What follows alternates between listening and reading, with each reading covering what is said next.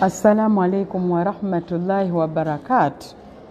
Bannange abatulaba mwenna abalaba programu yaffe health sport programu yaffe y'ebyobulamu ng'etuleeterwa Twahirah Islamic Center Online School, Twahirah Islamic Charity Organization, Twahirah DAAWAH programs. Ebyo byonna bebeegattira awamu abatwahira okubeera nti batunoonya ne tuzza eri abantu baffe. Amannya n'eddoboozi Dr. Hanifah Namala Ssengendo nga bulijjo tuli wano bannange. Imagine episode yaffe eno yakuna, guno omulundi gwakuna nga twogera ku kisiibo. Ekisiibo, emigaso gy'ekisiibo bannange nga tuluse kisiibo. Naye Allah nga bwe yatugamba mu Qur'an nti ennaku ngere. Nze leero neewunyiza tusiiba olunaku lwa 12. Ya Rabbi Allah tusaba atuweemu ekisinga obulungi. Twahirah ekola ebintu byonna. Twagamba mu programu yaffe eno ey'ebyobulamu twagala abatuwuliriza abatulaba bategeere nti obulamu bulimu omwoyo, bulimu bw'ofiiringa, bulimu by'olowooza, bulimu omubiri bwe weewulira, bulimu engeri obwongo bwo gye bukola. Ebyo byonna bwe bulamu. Kyova olaba nti waliwo Twahirah Islamic Charity Organization. Bannange ekisiibo kitugendako. Bw'oba tonnaba kwenyagira mpeera genda ku Twahirah. Essimu za Twahirah ziri 0704 95 46 n'endala essimu eri 0776 85 615. Weeweeyo oba oyina 15 oba oyina mutwalo oba oyina mmeka zisindike, kubanga ku kiseera kino tuli mu kugamba nti empeera ziri watu zeenyagire. Mu kiseera kyekimu nga tugatta wamu ebyobulamu n'okuzimba omwoyo, Twahirah etegese mega darus. Ffenna tugenda kubeerayo ng'ennaku z'omwezi 16 insha Allah omwezi ogwokuna tujja kuba tubuzaayo kumpi ennaku nga 8 oba 7 okubeera nga tumalako ekisiibo. Naye twategese darusu eno tubeere nga bannange tubabuulira nti ekisiibo nga kigenda tukoze tutya. Edda bakadde baffe bo bayimbanga buyimbi muwadda Ramadhan nti omugenyi agenda, naye kaakati gwe weetegeka otya okubeera nti Ramadhan ekugendako?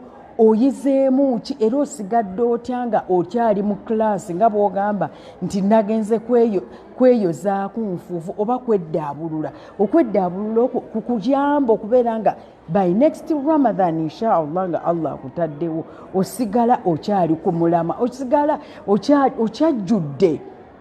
Bannange olunaku olwaleero tugenda kubeera nga era twogera emigaso emirala gye tufuna mu mwezi guno ogwa Ramadhan. Tufuna training ki? Nali ngamba abakyala luli ku programu ne mbagamba nti bannange omwezi guno ogwa Ramadhan ffe tuguyite nti ngenze mu ssomero, ngenze mu workshop. Tulina eyo mu offices ze tukolamu ez'enjawulo nga tugenda mu workshops. Ne bagamba banne tugende mu retreat tweddaabulule. Allah yatuwa okweddaabulula. Olwaleero mbadde nsomesa abaana baffe aba Kisaasi College School ne mbagamba nti Allah atwagala yatuteerawo Ramadhan nga essomero okubeera nti nno twetunulamu, twekubamu ttooki, tubeere nga tuyiga ebintu ebimu ebijjo tuyamba ne mu bulamu buno obwa bulijjo. N'olwekyo tugenda okulaba omwezi guno ogwa Ramadhan guyina migaso ki mu kututraininga okubeera nti nno tuyina obukodyo obw'omu nsi bwe tuyiga, naye ng'ate Ramadhan ye trainer, ye musomesa. Ramadhan is a head teacher, is a teacher, is a school. Etusomesa biki ebimu bye tuyinza okuyiga bye tuyiga mwezi guno ogwa Ramadhan naye nga bijja kusigala nga bituyamba mu bulamu bwaffe obwa bulijjo. Ekisooka, omwezi guno gutuyigiriza okwekkiririzaamu. Mumanyi nti waliwo abantu abagamba nga si kisiibo, ngagamba nti nze sobola kubeerawo nga siridde lanchi, sisobola kubeerawo nga siridde kyaggulo. Abaana abasoma sisobola kubeerawo nga siridde break, era break bweggwako amasimu aga pocket money.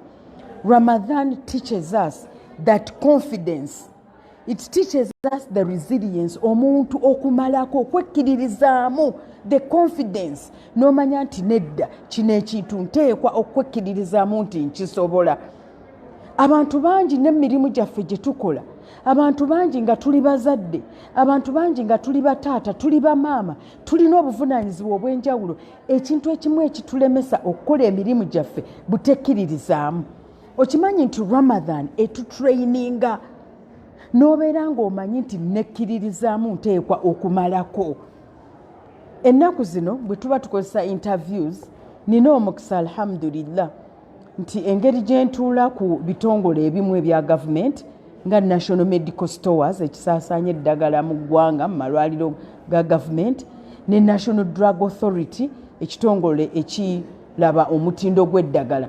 Tubeera eyo nga tukola interviews, tuwa abantu emirimu naye nga bayise mu kasengejja, naye omwana omumma omulimu lwakubanga omulaba tajja kwekkiririzaamu. Omubuuza akantu katono n'omulaba nga tasobola kumalako, nti bw'aba afunye challenge, bw'aba afunye ekizibu, ayina bukodyo ki bw'akozesa. That confidence and resilience is very important. Kyova olaba ono omugenyi Ramadan, dino essomero Ramadan dituyigiriza okubeera nti nno twekkiririzaamu. Mu kisiibo kino tubeera nga twekkiririzaamu tutya. Personally nze nga nze omuntu omu kasanzire eka mba nzizeka.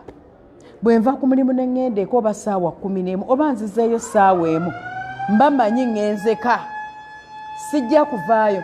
Naye olw'okubanga Ramadan erina training gye nteekamu ne ŋŋamba nti nja kumalako, nekkiririzaamu, ne mmala okusibuluka, nenvuga, nenva awaka, nenzira ku muzikiti n'ensala tarawih. Ekyo y'emu ku training gye ndaba nga nange ennyamba nze ng'omuntu.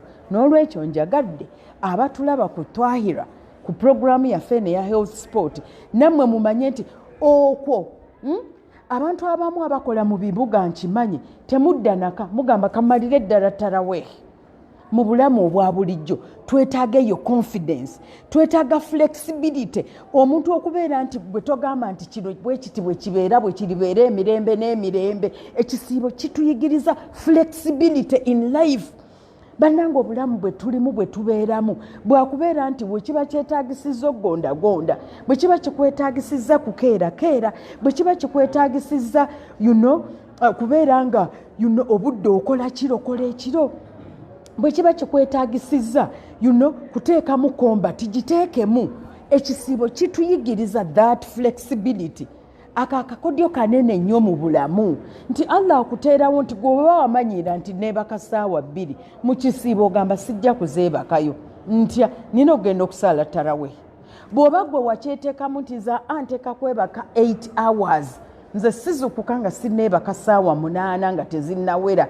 Bwe neebaka ku 2 nina okuka kubakalamba paka 11, bwe neebaka ssaawa 4 nina kuzuka ssaawa 12. Ekisiibo kituyigiriza that flexibility. Ne weekyusakyusa, that's another life skill. We've talked about confidence, twogedde ku muntu okubeera nti yekkiririzaamu, resilience, okulemerako n'ogamba nteekwa ekintu kino kikola. Covid yatuyigirizaako resilience, ne tuyiga nti omuntu obeerawo awaka naye ate n'okola ebintu. Kati Allah atuwa essomo erya Ramadan. Confidence, resilience, flexibility. Mukiraba bannange, banne Allah yatwagala nnyo subhanallah. Ennaku zetugendako basista bannange, my sisters, my dear brothers and sisters in Islam, ekisiibo kitugendako. Naye obukodyo buno bwe tuyize mu kisiibo, bye tubadde tukola mu kisiibo, tuleke kulowooza nti tukolera just ahira. Allah yabituteerawo nga birina tuyamba ne ku nsi kuno kwe tuli. Abantu bangi akakodyo akala, they do not know time management. Abantu bangi basuula obudde ne bafuuka ne comfortable. Amanyize ndi muddugavu, abaddugavu tukuuma bukuumi program naye tetukuuma budde bwa program. Can you imagine? And we are happy about that. Ramadan kuyigiriza time management. Wallahi obudde bw'okusiibuluka nze saagala kola kintu kirala. Ne bweba kati meeting, ne bweba nina program, I have to factor in the time for breaking the fast. Era ngamba bannange mumpeemu eddakiika zange 10 nina okusiibulukuka. Ye bannange eddaaku ani atamanyi budde eddaaku bwe ggwako. Ddaaku ozuukukooti ne bwoba weebaseleeti n'ogamba bannange eddaaku tempitako.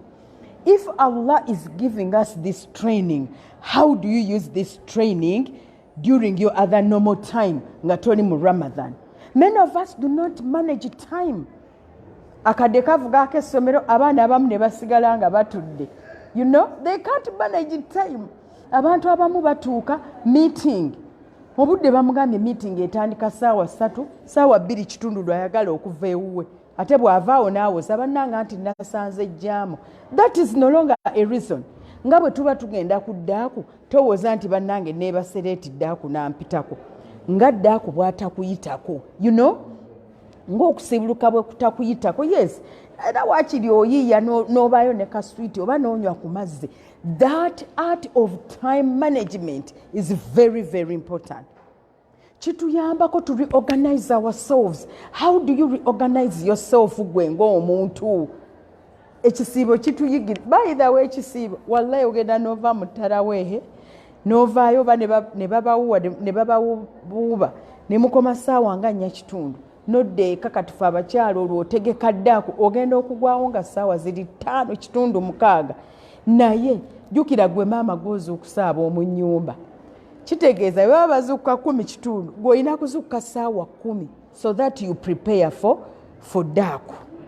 So that time management kubanga gwe imagine abantu bonna awaka nga tebalidde ddaaku beekwasa mami you didn't wake us up kubanga abamu baana bato bambi. You know, even our husbands are relying on us. N'abaami baffe barelayinga kufa amanyi hajjati ajja muzuukusa. So Ramadan is a trainer for time management. Abantu bangi mu nnaku eza bulijjo tusaala esswala tetuzisaalira ku budde naye wallahi Allah laba mu kisiibo bw'atusaasira tufuba ne tusaala jama. Ng'oggyeko zino endala ze tusaala tufuba ne tusaala jama. Remember jama eri performed on time. Like bw'oba n'omuzikiti nga gusaala ssaawa 7:15. You make sure 7:15 oli muzikiti. What an attribute of Ramadan. What a trainer, what a training Allah gave us, Ya Rabbi, subhanallah. Wallahi, the gift of Islam. But by the way, the gift of giving us an opportunity, ekirabo ky'okutuwa omukisa, okubeera nti twogera n'abatulaba, nga balaba programu eno eya Twahirah Islamic Center Online School. Balaba programu ene ya Twahirah Islamic Charity Organization. Bannange tusupportinge programs zino. Essimu eza Twahirah gwe kati waayo. Okuwaayo kutuyamba. Twabyogera muwulirize episodes zaffe endala eza Twahirah ze twakola. So nga Ramadhan etugendako mukube essimu zino tubeere nga tuweereza ke tulinako oba oweereza 0704 9546 oba 0776 85 bannange tuli mu program Dr. Hanifah Ssengendo Namala omusawo CEO oba akulira ekitongole kya Stepping Stone Platform. Muno bino ebimu bye tusomesa abaana baffe mu Stepping Stone. Abaana baffe bangi tebalina confidence, tebamanyi kwekkiririzaamu, tebamanyi kulemerako kantu katono mbufe twekalakasiza, amasanyalaze gagenze twekalakasiza, emmere erimu kawuukumi, simanyi abeerabidde okuteekamu omunnyo ffe.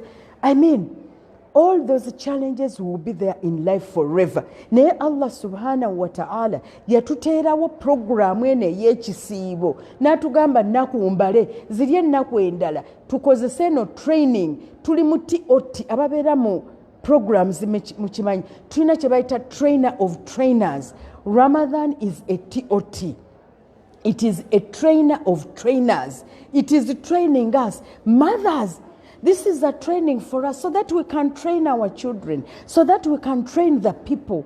Etu training, etu somesa, tubeere basomesa eri abaana baffe, eri abantu betubeera nabo. Bw'oba musomesa eri abaana, abasomesa bangi tebakwata budde mu class.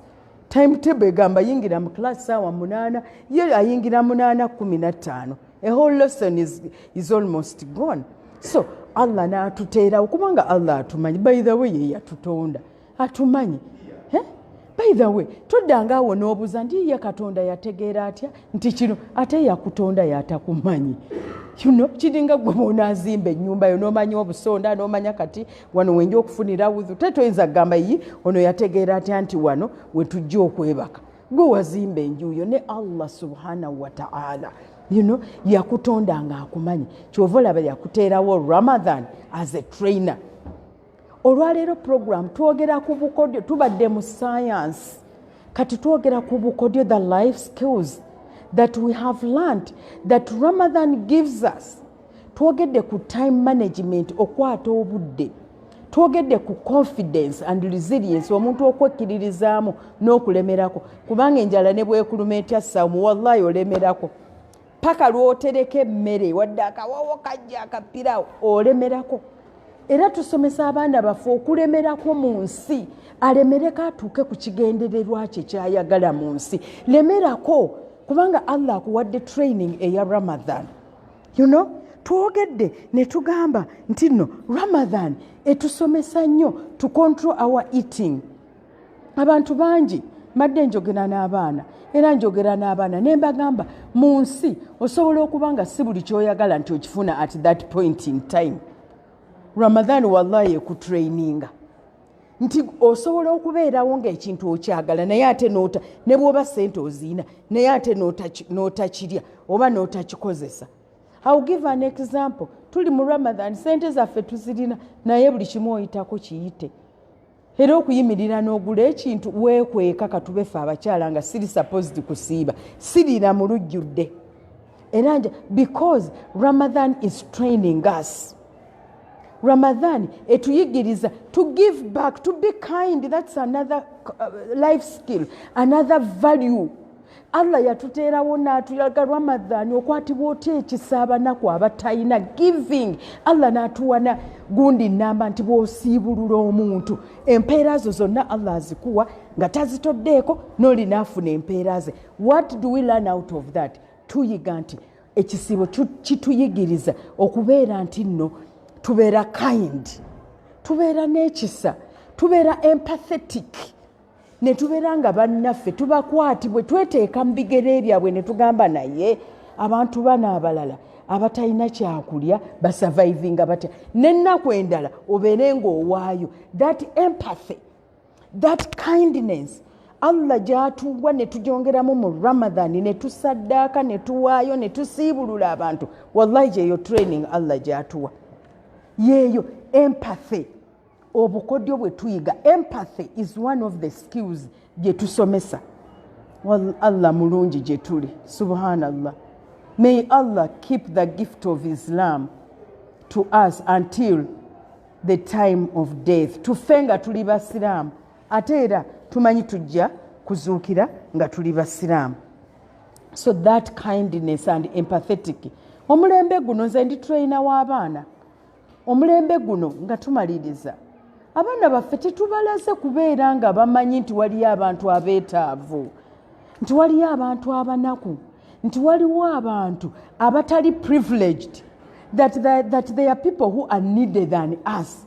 Kubanga abaana baffe tubatadde mu mbeera that lives with abundance. Kati nyingidde mu stepping stone pure. Twahirah weebale nnyo.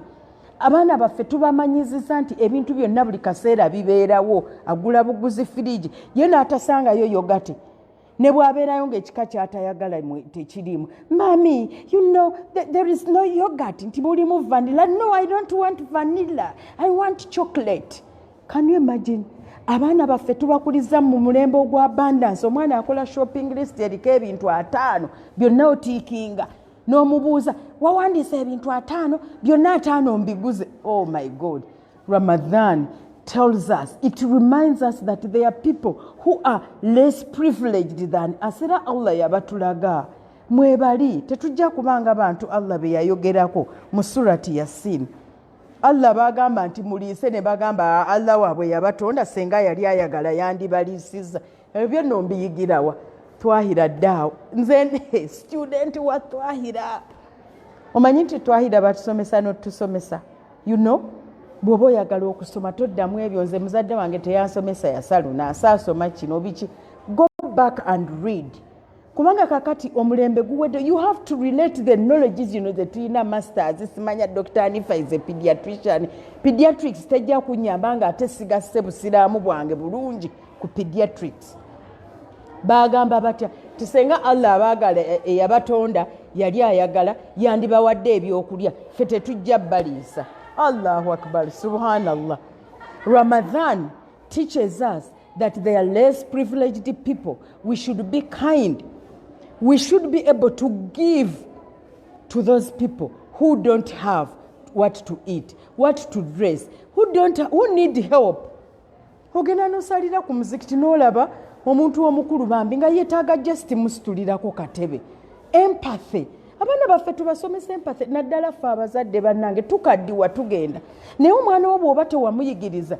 nti mami tomukkiriza kusitula katebe nga wooli kasitule ggwe kansitulire nti oba mami bw'ajjanga tutudde ng'entebe ziweddewo I should stand up for my mom or for my dad or for a big person. Ramadan teaches us empathy, feeling for others, being in others' shoes.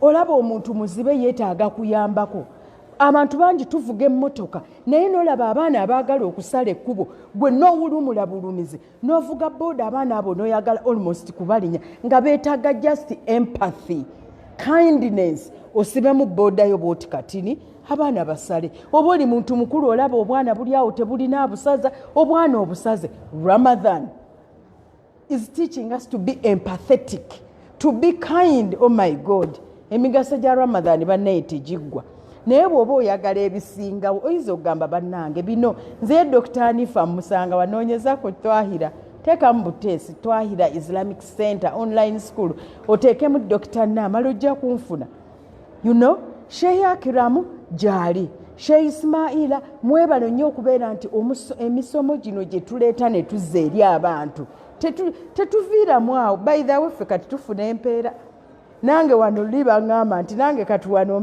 mba musomesa naye kozi ate ndi musawo naye kati wano essaawa zino ndi omusawo omusomesa bannaye ebitiibwa alhamdulillah twebaza Allah.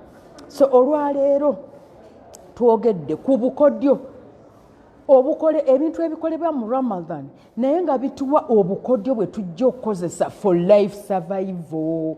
Life is about survival kati ensi yakwebeereramu oyinza okuba olina zi degrees z'omeka but life is now about being fit and suit. Grab that opportunity that Allah gave you. Allah has given you the opportunity of Ramadan so that when you practice these things you can survive in life. Abatuuliriza bino byonna bye twogeddeko bw'onaaba obikoze kubanga obiyigidde mu Ramadan Allah ajja kwanguyiza ensi eno ne ku akhira kubanga buli lw'oyamba omuntu kati gwe bw'oliisa Allah akugambye liisa omuntu omu one person Allah akuwa empeera ezo ez'okusiibulula ezizo tazitoolako n'ezize takola ki tazitoolako that giving ate Allah era n'atulaga nti oba Allah atuwa naye ate ffe be yatonda obutonzi banaye programu erina okugwa naye you imagine Allah akulaze nti okoze katono naye wallahi n'akuwa n'akugabirira naye naawe kolera banna akatono Allah akatono k'okola ate mwajja okukugabirira ebinene. You see Allah atwagala nnyo abatulaba mwenna this is health sport eno programu yaffe ey'obulamu buno obukodyo obuli mu nsi manya obukodyo bwe tukozesa mu nsi bwe tuyigira mu Ramadan buli part of health bwe butubeeza mu nsi nga tuli balaba senga ndi wano Dr. Hanifah nga sisobola nakwogera mandigambye oyo omukyala Twahirah temumuzza she cannot express herself. Ramadan is teaching us all those attributes all those life skills. Abanoonya Twahirah nate netuwa ne knowledge.